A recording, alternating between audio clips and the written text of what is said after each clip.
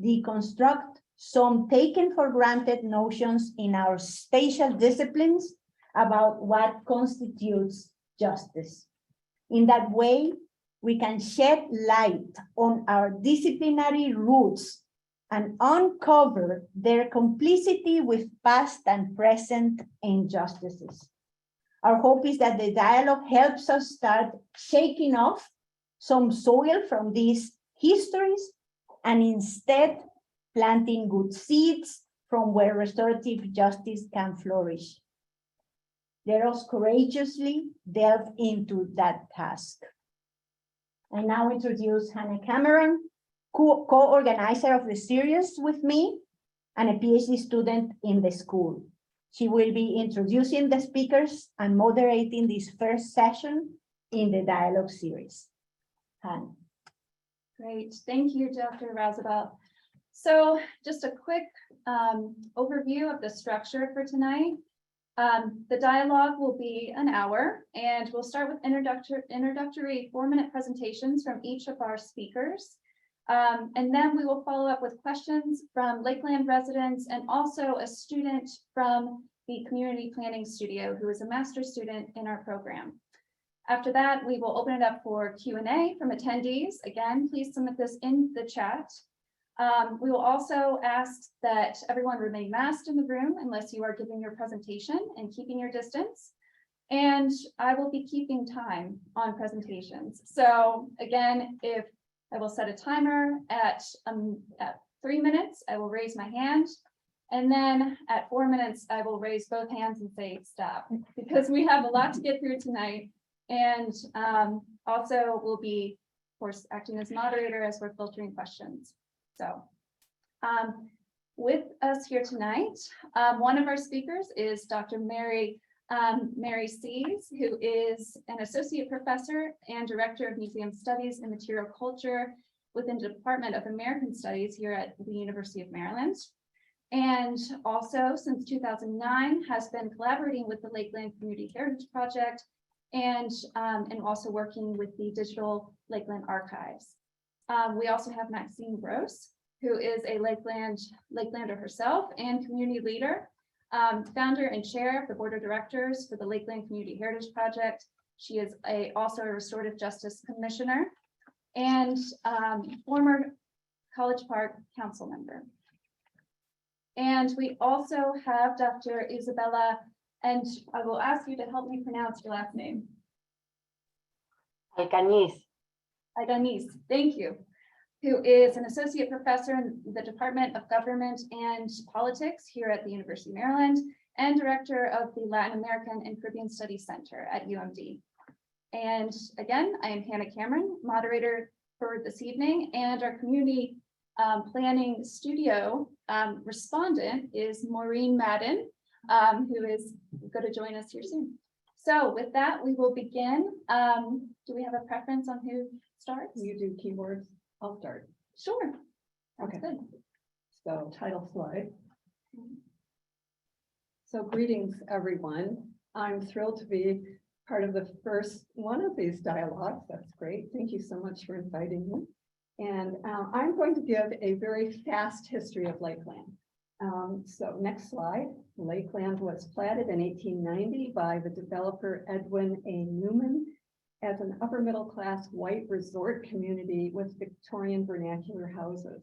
The Lakeland community centered, next slide, yeah, on a small man-made lake, which Newman named Lake Artemisia after his wife, and that was the spirit of the name Lakeland. You can see that triangular lake. Next slide. We can trace African Americans to Lakeland already in 1890. By 1910, the U.S. Census shows that Lakeland had largely transitioned to an African American enclave. Next. The first Lakelanders came in 1890. Ms. Violetta Sharps-Jones' research shows that James and Nancy Walls Johnson, for example, migrated to Lakeland from Virginia, found work, raised children, and settled in, purchasing property by 1907. So Lakeland was a community of African-American families working to build a good place to live. So let me sketch a brief profile of Lakeland by 1960 prior to the commencement of urban renewal. Next slide. With effort and some sacrifice, Lakelanders built and supported schools. They educated their children. They sent many of them to college. The fact that Lakeland hosted the Black High School for Prince George's County, northern Prince George's County up to 1950, made it the hub of African-American communities in the region. Next slide. Lakelanders founded and embedded churches as central community institutions.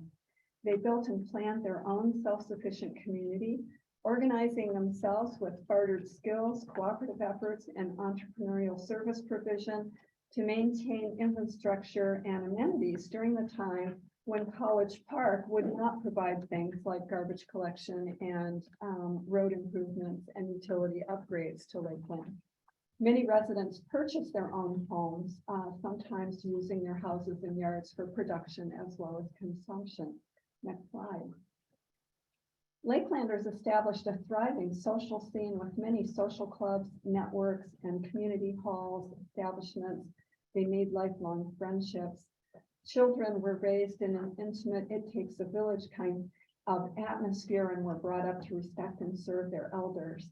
At the brink of urban renewal, to sum up, in the 1960s, Lakeland was a thriving multi-generational community. Lakelanders succeeded in building a livable community with a rich heritage. But life there took place within a local context of racism and exclusion. African Americans were unwelcome in most commercial institutions in College Park. Lakeland was and is, next slide, a diverse and complex place with a significant range of political persuasions and class locations. And I think you can see this in the range of houses built there. Next slide. The community worked for so many, partly because extended families stretched throughout Lakeland and were close-knit. People shared what they had and they took care of neighbors. Prior to urban renewal in 1945, Lakeland was formally annexed into the city of College Park, despite opposing that move. Next slide. So I'd like to end my presentations about Lakeland with Lakelanders' voices. So just wanted to show a couple of quotations. And there's one more slide of quotation. And I'll close by offering one motivating question for me that I hope we will all think about this semester. And that is, what are the opportunities and challenges for a kind of restorative justice through heritage work? Is that even an idea we want to entertain? Thanks. Thank you.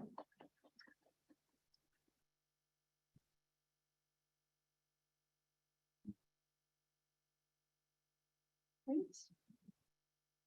We will now go to the next presentation. Okay. Maxine, would you like to go next? I would be thrilled to go next. Thank you. You all are really making me truly welcome here. I got an opportunity to speak with you a little informally earlier. Let's pick up where Dr. C's left off at the next slide, please. To look at Lakeland in the 1960s is to look at a place where that was somewhat separated, at least socially, from the rest of the city of College Park.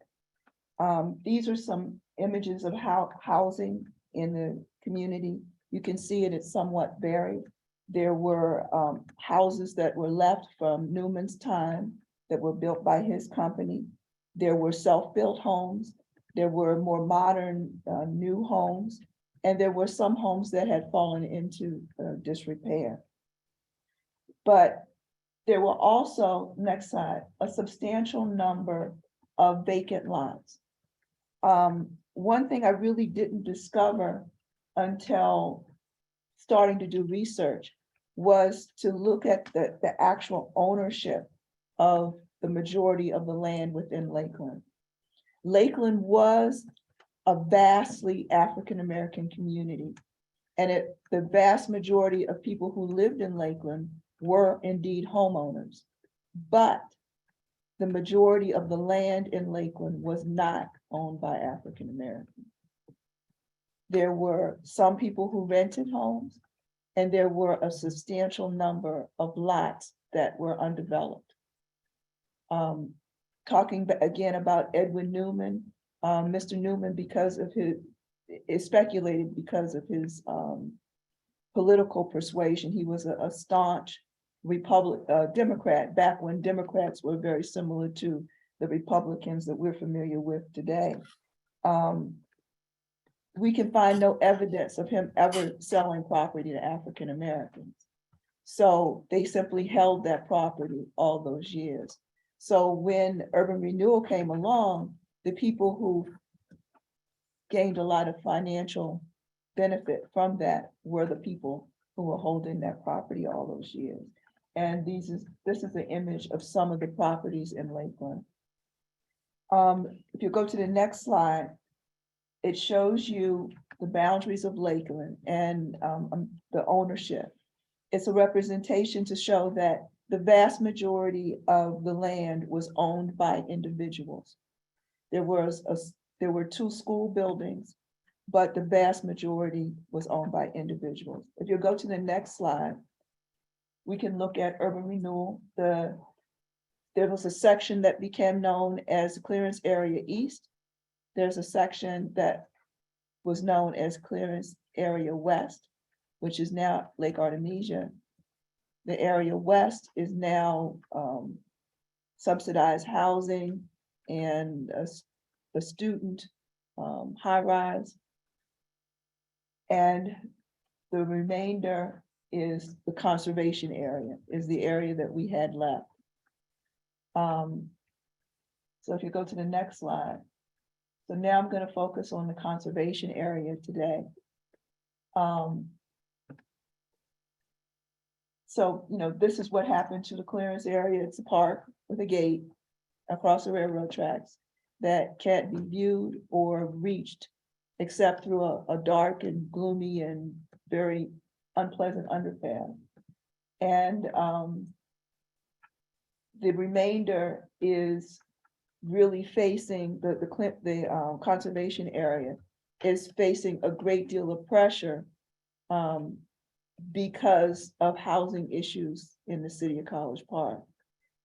Because of all the economic factors that influence Lakeland, the cost of housing historically has been less than that in similar areas. And so that has meant that it's extremely attractive still to individuals and companies who want to come in and purchase housing for rental. And that's a brochure from one of the organizations that owns several Lakeland properties. Great. Thank you, Maxine.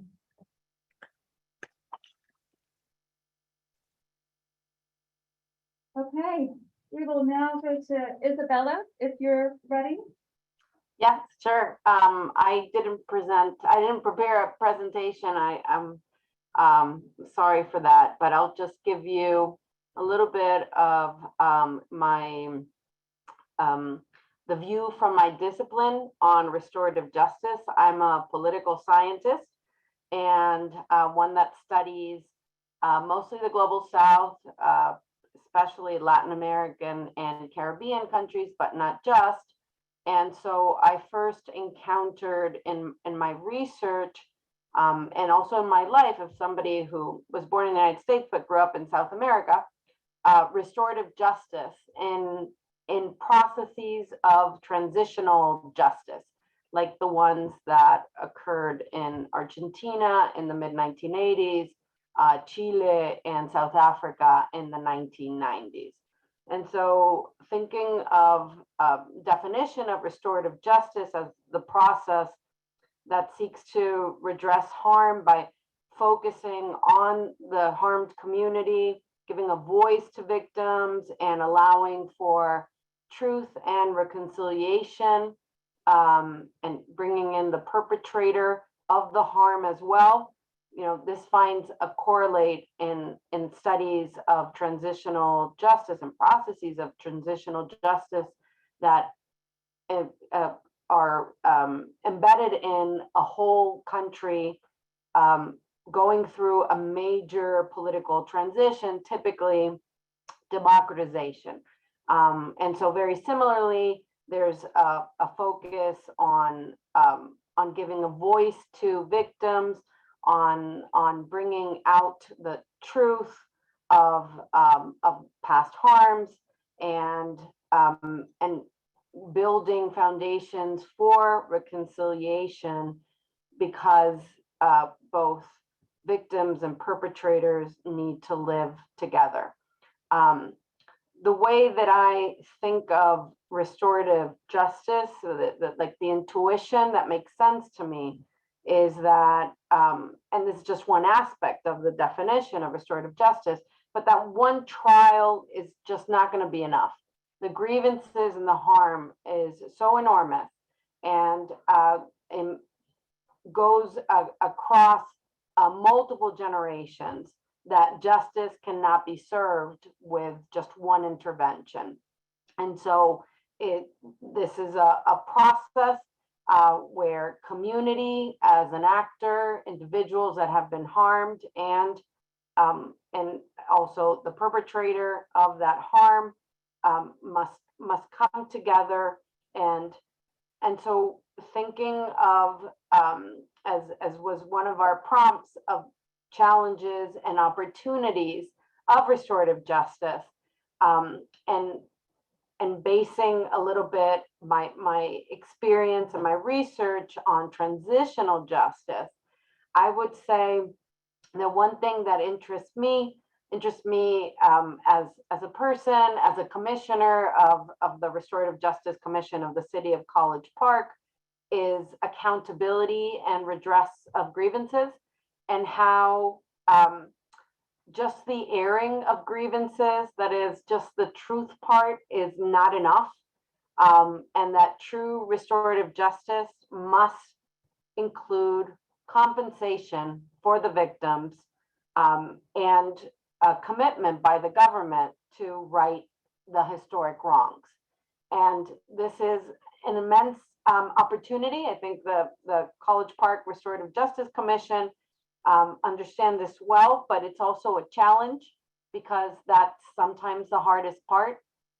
It's also a monetary part, and because of that, the political will sometimes is found more in the truth part than in the actual redress of grievances. So I would like to pose that as a challenge, an opportunity and a challenge for those interested in restorative justice for Lakeland. Thank you. Thank you. All right. And lastly, we have Andrew Fellows with us, another restorative justice commissioner. And he is faculty research specialist within the I School here at the University of Maryland, and previous mayor of the city of College Park, as well as a member of city council. So thank you, Andrew. You're on mute. You're on mute. Got it. Sorry.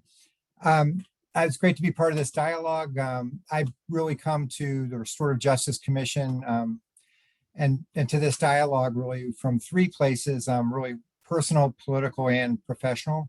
The personal is that when I came to College Park 31 years ago as a graduate student at the university, I had a long history with the campus. My mom and dad met here back in 1951. My grandparents moved here in 1949, although I grew up in Silver Spring down the road. I didn't really know, I knew nothing about Lakeland when I moved to College Park in 91. And in the 31 years since then, I've learned a lot, mostly thanks to people that are in the community and people who had to leave the community, or their family had to leave the community because of what happened through urban renewal. So that personal piece too is also the fact that I'm a resident of College Park, and I'm really proud that we as a city are taking action to create a process, a restorative justice process, to work to make things right. I think that that's a really powerful message for us as a city, and it also should make every resident feel very proud, and I know it makes me feel proud, and that is personal. Part of that pride, though, is from the political place I come from. Although I did not learn about restorative justice until relatively recently, I did end up doing, after college, I ended up doing a lot of environmental justice work around the country, dealing with issues where toxic waste sites were located close to communities, disproportionately people of color, and also flood-prone areas, and just learning about the fact that in planning that segregation patterns left communities of color in flood-prone areas. And it was this political action that I was involved in was from roughly 81 to 1981 till really through my time as mayor. But it was truly remarkable to me that there was an opportunity to address an environmental injustice and an economic injustice and restorative justice right here in College Park. I didn't have to go anywhere else. I could stay right here and engage politically in something that's so important. And the third thing I'm coming from is the professional. And when I came to the University of Maryland, it was with the goal of getting the University of Maryland more engaged off campus on sustainability and resilience issues. And that includes justice in all of its forms. And I think that all 12 schools and colleges that make up the University of Maryland, faculty, staff, and students have an opportunity to engage in this process. I think that Lakeland, our goal should be to make our model of restorative justice, including the benefits that eventually come to the people of Lakeland and the diaspora, a national model to the greatest extent possible, and for the University of Maryland to be engaged in that in partnership with the community, partly in light of the fact that the University of Maryland was part of the injustice. And so I think part of the restorative justice process will be to delineate the city of College Park's responsibility and accountability, the Prince George's counties part of the process, Maryland National Capital Park and Planning is part of the process, the state of Maryland, and the University of Maryland. So I'm really looking forward to the rest of the dialogue. And I also, I believe that this is just a powerful moment in College Park history. Thank you.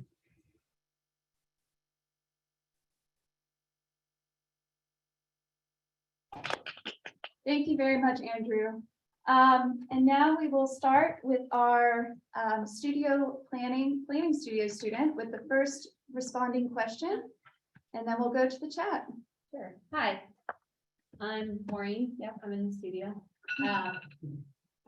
My question's regarding Vision 2025. I'm curious kind of what your plan is to measure success against the statement, and sort of your opinion on the just tangible process to get to that vision. Maxine, you touched on a little bit about like expansive justice in our talk earlier.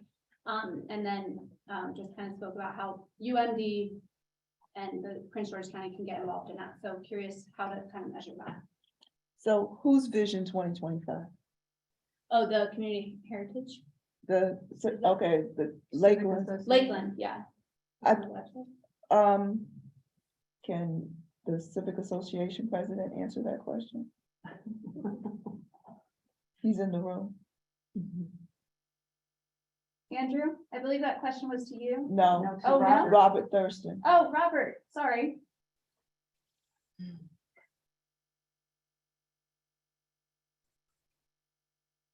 No pressure, Robert.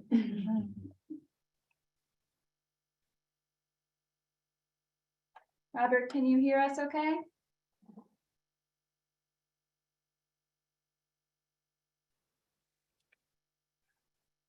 I know, I can tell he's muted, but Oh,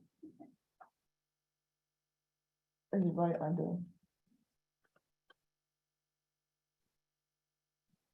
so he hears us okay.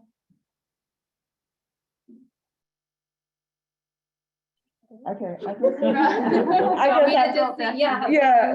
kind of how you would measure success in this journey. I would measure success by ticking off all of the boxes. You know, there may be some limits in that success, but to be truly successful, I think you need to be able to meet the milestones that were set. You know, there are things in, you know, various different areas. And it's not enough to just say, okay, we've addressed some issues around housing, therefore we're done. Or we've addressed issues around safety, or we've addressed issues around education, or we've addressed the issue around business development and commerce, and therefore we're done. That's not reasonable. The community was impacted in all of those areas. And to be successful, all of those areas have to be addressed. I hope that works, Robert. Thank you, Maxine. Other panelists? I would just add one thing. So I think I pitched the idea of the studio a little more than a year ago. And what prompted me was that brochure that Ms. Gross showed that indicated that a developer had been quietly buying up property in Lakeland and, you know, presumably is waiting to control enough property to be able to move to some, you know, denser kind of development, probably going high. And while there are, you know, some planning regulations governing this, they're not always followed in Prince George's County. And it seemed to me a threat to the Lakelanders who are remaining, a threat for their vision of what their community would be. And an opportunity for the city to step in and do some planning and enforce some regulations as well. So I was coming from, oh my God, I had no idea that somebody had bought up all this property. It seemed to me, you know, in order to even think about the Lakeland Civic Association's vision, something needed to be done really quickly. So that's not my total vision for restorative justice at all, but it was something that prompted me to, you know, see if you all could help the city think through what the possibilities are. Students have a chance to think outside the box in ways that the planners for the city, I'm guessing, will perhaps not. Thank you. Andrew, we'll go to you next, and then Isabella. Yeah, the fact that urban renewal is perhaps the principal focus of restorative justice, in some ways it's ongoing. And the threat of Purple Line and also university related development, certainly student housing off campus has already had a fairly huge impact on the surrounding community. And I think it was really wise of the Restorative Justice Commission to look at, and actually the Civic Association to look at a vision to make sure that the existing community doesn't get displaced and gentrified. And also, as usual, Maxine's leadership in the Purple Line Corridor Coalition and working to make sure all along the Purple Line that people all along that corridor aren't displaced. But the threats that were posed by urban renewal continue today. Great, thank you. Isabella? Yes, I didn't fully hear the question, but I think I've got the gist of it, which has to do how will or how do you measure success in processes of restorative justice? And I agree with all that has been said by my fellow panelists. But I would also posit or maybe stress, because it's in some of the things that have been said, that this has to be multi-pronged, multi-level. Any and all interventions, compensations, reparations, redressing of grievances have to be at the community level. It can't just be for one or two individuals. And I'd, for those of you interested in similar processes that are occurring right now, you know, the city of Evanston in Illinois, outside of Chicago, has a restorative justice commission, and they have recently implemented the first stage of of this process. And one thing that they did was for those recipients who were eligible, who could prove harm by the city, and there were multiple ways of showing evidence of this. The city of Evanston gave a housing grant, a sizable housing grant, or a grant for home repair, right? But under the category of housing. And the decision was that they would try to give as much money to as many recipients at the same time as possible, because the understanding is that an individual investment in home repair will not raise property values, right?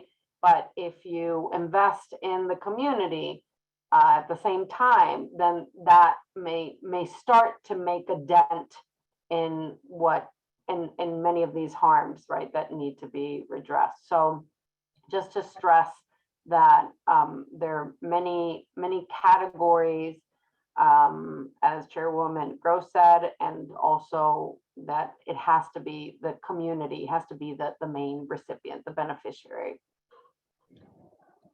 Thank you very much. And this next question for our panelists, and then we will go to those in the attendance that want to submit questions to the chat. But all of your presentations spoke to the history of Lakeland and also the work of the commission. And so how do each of you define what is restorative justice and what are or should be the goals of the commission? So we would like to start.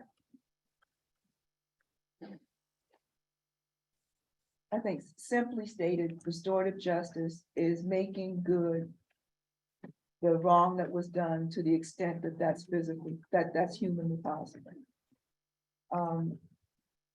It has to be something that looks at what happened and makes it right. And I can't see that as being something that you hand a person and walk away. It has to be, part of it has to be a coming together and an understanding of what happened and putting in place not necessarily regulations, but things, human understanding, gaining human understanding that will help to prevent it from happening again. Because if you look at America's history, it's like we keep doing the same thing over and over again. Thank you, Maxine. Andrew, I saw that your hand is raised. Yeah, I'd just add to that. I totally agree, as always, with Chair Gross. And I believe that the importance of full restorative justice and making things right. I think the phrase "making things right" is a really good way of putting it to the general public. And also, I think it's a good thing for the commission to keep in mind. But I think it's somewhat analogous to tort law, where in civil crimes and punishment, there is an effort made to make economic amends to the victim or the people who've been harmed. And there's also consideration of pain and suffering, or sometimes perhaps non-monetary in the sense of it may not have been a financial cost, but it could be an emotional cost and other types of costs. The economic costs are clear, but it's hard to measure, and obviously it's impossible to undo what's been done. But I believe that the city, again, has an opportunity in the commission, hopefully will provide leadership towards coming up with a process of education that gets the city behind something that represents an effort to make whole the community of Lakeland, and it has to include the diaspora. And that's one of the challenges of urban renewal, is the fact that it's not, in some ways, it's not an existing community that we can make whole. It's a community that's been destroyed and broken up. Although the existing community is a strong and resonant remnant of the old community. Thank you, Andrew. Isabella or Mary? I agree with everything that has been said, and I think this is what I also think of as restorative justice, and this is also what I would like to see the commission achieve, and I would think of it as a successful process. I would stress accountability. I would also highlight and emphasize the importance of I don't know if it's education. I think there's a educational part of it, but making sure that the history, that the real history of Lakeland is known and becomes a little bit the official history.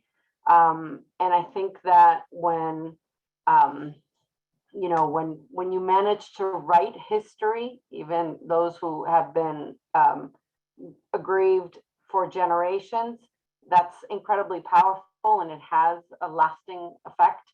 And I would hope that making that history official would also help in that we don't go backwards, which I agree, we tend to do a lot in this country. So I think that the commission, just the work of the commission will probably help to minimize that risk, but it is a very real possibility that things get undone in future government. So the deeper the roots of the process, be it through education and a new narrative or new communication of real history, be it by compensation and by having some economic cost, I think that minimizes the going back threat. Thank you. And Mary? And my thoughts really follow on those, that on some level, urban renewal has all been about racism. It's been about devaluating people. It's been about almost an inability to see that there was a successful community there. So part of the restoration, I think, has to be rewriting that narrative. Part of what worries me about the restorative justice process is how College Park residents get involved who are not on the commission.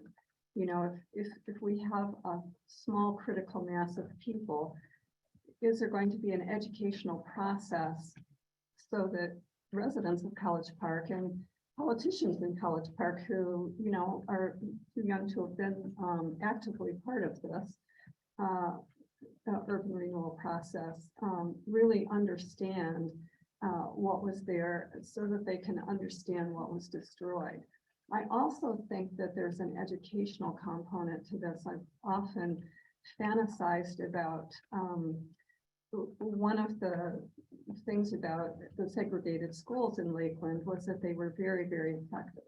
I've done a little bit of research, drawing on other people's research, particularly Amber Wiley's work, Dr. Amber Wiley's work, that shows that Lakeland had an extraordinary number of children who went to college compared to white families from the same era. It's quite remarkable. Those things also have not been recognized, but when desegregation began, the quality of education began to go, I believe, downhill for Lakeland's children. So some kind of restoration of educational opportunity, I think, needs to be a part of the restorative justice process. So those are just some initial thoughts. Thank you all. We'll go to a couple of questions we have in the chat. One is from Orlando Velez. Did the properties have racial covenants? I live in University Park and have dug up the racial covenant for my property. Maxine? No, they did not. but they did not, European Americans didn't want to live in Lakeland, it would appear. There were some lawsuits that were noted in the newspaper, where early purchasers of land had concerns that their property was misrepresented because of the fact that it was in a low-lying area, and not, I guess, what they felt to be suitable. And when the European Americans, who were early property owners, left, a lot of them kept the ownership of the property, and some of them burned the homes down when they left. At least that's what is interpreted from some newspaper articles. You know, the fact that the homes have been recently vacated, the fact that they had insurance, but of course they blamed the African Americans for burning the houses down. They had no reason to, but of course they did suspect arson. So it wasn't a question of Lakelanders not being able to live there. That's where they were required to live. Other areas were not open to them. Thank you. Andrew, you have your hand raised. Yeah, I just wanted to briefly note that although Lakeland didn't, Calvert Hills, and I've seen the Calvert Hills Covenant, and that used to exist, and I suspect that every other neighborhood in College Park after incorporation in 45 either had formal covenants or informal that did not allow Black families to live in those communities until after, likely until mostly after 1988 in the Fair Housing Act, when there was a small number of families that were moving into College Park Woods and College Park Estates, and a slow, gradual integration of the city, but very slow, and mostly because of covenants. Again, sometimes written, but sometimes not. There was a cross burning in College Park Woods in the 1970s when an African American family moved in. I'm actually one of the world's experts on racial covenants and in suburbia. And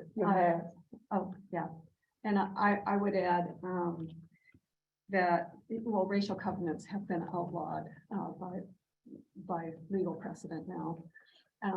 But one of the things I found in my research is that there are so many different ways to enforce racial covenants, and all of those are still widely practiced. Race for Profit by Kianga Yamada Taylor is a great book that goes into this. I highly recommend that because it brings a long history up into the present and shows, you know, during the economic crisis around 2008 and, you know, leading up to that, all of the ways that developers have figured out how to continue to exploit people who don't have resources to fight back, and that, you know, is continuing into the present. But there are a zillion different kinds of creative ways that communities make clear who they find acceptable and who they don't find acceptable. And some of them are quite imaginative, but that continues on despite the fact that, you know, legally the covenants are unenforceable. It's also worth adding that who gets excluded changes from time to time, but Jews and Asians have also routinely been excluded in the covenants I've seen. I've studied white planned exclusive suburbs across the country. And so somewhat that is, to some extent, that's influenced by demographics. But it extends beyond African Americans. Thank you. And Isabella, we will start with you with our next question. This is from Kira. Is it possible to spur economic growth in disadvantaged communities without displacing people? If so, what does that look like? If not, what is considered an acceptable amount of displacement? Isabella, we'll start with you. That's a hard question for a political scientist, but I will do my best to answer. It reminds me of a presentation I heard a while back when I was coordinating a workshop on environmental justice, and somebody who had done some work for the city of New York in some lower income neighborhoods to increase to address the green deficit that these neighborhoods had, was initially shocked when she went into the neighborhoods with a plan to plant trees. And the neighbors said, hell no, we don't want you to plant trees, because the next thing is, Starbucks, and then we're all out of here. So a very interesting discussion followed on how to get that balance, how to invest in communities without triggering gentrification. And I preface this, I'm a political scientist. I do not study gentrification, so I don't, I'll leave it for the urban planners in the room. But of course, one thing that can be done is regulate how housing is bought and sold. Cities, states, national governments can invest in different areas with investments that go directly into or that affect directly the pockets of historic residents. This is where we really want to use political intervention and laws and regulation to minimize or to ensure that you don't get gentrification. That's very hard in a country like the United States, where we have historically deregulated housing, developers, right? You're fighting here against major forces, economic forces and political forces.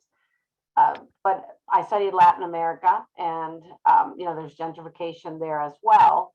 But there are also some really interesting cases of low-income neighborhoods that were in partnerships, the city, together with the local community, decided on, like with participatory budgeting, decided what key areas of investment the community wanted. And typically those partnerships result in stronger communities, with higher levels of education, because one key area that communities choose to invest in is in schools, without necessarily, a buying out effect. But again, the United States is kind of tricky. So I'll stop here, and perhaps somebody who has studied this can say something about it. Thank you, Isabella. And we will take one more response from a panelist and then go to our last question. That's such a hard question. It's such a good question, but it's a hard question. There are things that are happening in various places that I would call small experiments that have been successful. One of the ones I would suggest looking into is the work that community land trusts are doing in Baltimore, Maryland. There are some good possibilities there. I tend to think in terms of, the basic real estate setup in the United States in terms of racial capitalism. And is Laura Polito going to participate in this series? No, No, okay. Well, I'm gonna recommend a short article of hers, which lays out racial capitalism really nicely. It focuses on the Flint water crisis. I'll send it to you. It's a wonderful short article that just makes racial capitalism very clear. But so capitalism is working. Developers, homeowners, you know, people who own property want to get the highest and best use of their property. And in this country, that seems to be a God-given right. But there's a larger set of inequities that work through all that you all know. You know, segregation. So again, this is a suburbia historian talking. Segregation enforces tremendous inequities of resources and education. So it's a complicated situation, and in some ways I recommend looking at case studies in different parts of the country that have worked. They may be small and they may not be something that's going to reorient the way the United States does business. But you know, there are sources of good ideas, and I think those are things to think with, and hopefully things that will unite the things you're learning and your passion for finding solutions for the student. And if I may, I'm sorry, the city university partnership has initiated a community land trust. And part of my dream for that is to look at ways that can be a tool to restorative justice. And part of that, with my greatest desire, is to look at some of the land purchases that were made as a result of urban renewal and to go back and address some of those. Particularly, there was a portion of housing that was supposed to be open to low-income individuals that would be able to basically do a rent-to-own process. And some kind of way that never happened. Can we go back and make that work? You know, are there other opportunities within the framework of Lakeland that bits of land can be pulled away and utilized to increase home ownership within for folks that want to come back, or for other families that want to join the community? Thank you both. And we have about 3 minutes left. So with that, we are going to go to our last question, which is from Lizzie McKinnon, who is also in our class. And I ask that each of you keep your responses brief, and we will wrap this evening's dialogue. So Lizzie asks, how do you see the work in College Park in terms of restorative justice working as a model for other cities that have harmed African-American neighborhoods through urban renewal? What do you hope other cities take away from this effort? So with that, Andrew, you had your hand raised if you want to go first.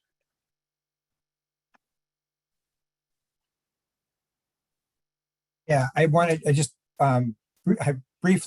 encourage everyone on this call to, who hasn't done so, to look at the Purple Line Community Development Agreement, because was not totally focused on Lakeland. It was really along the entire corridor, but to avoid displacement of our communities along the corridor.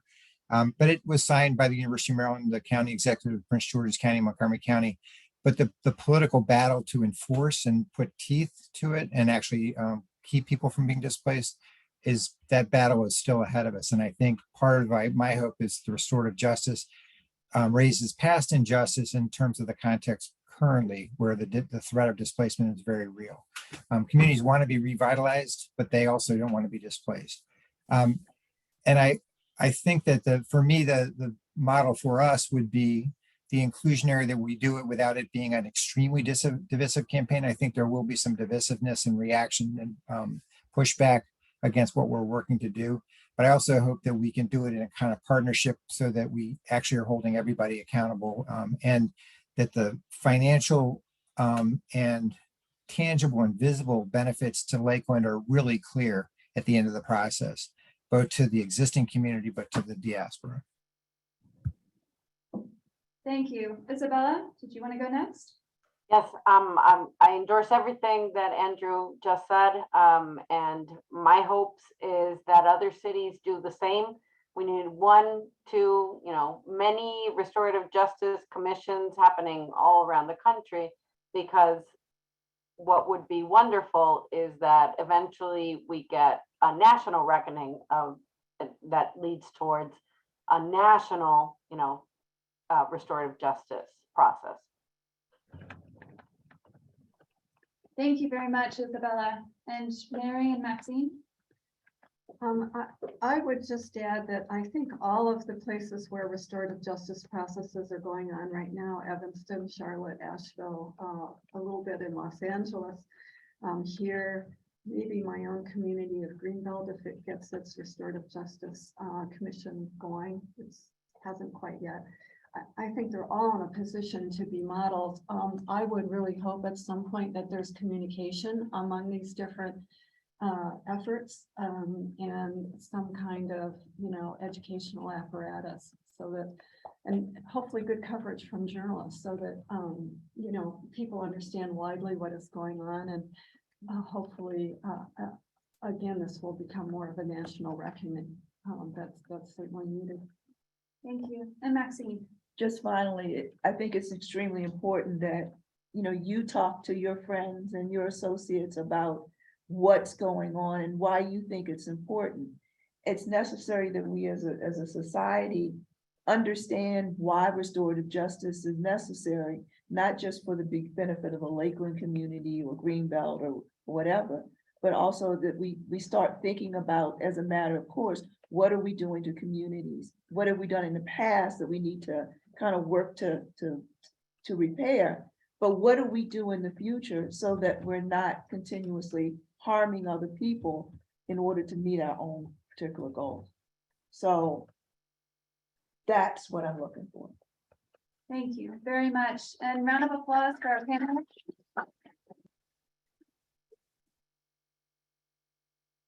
Thank you all so much for joining us tonight. Please, if you haven't done so already, register for the next event, which is next Thursday, the 15th at 5:30.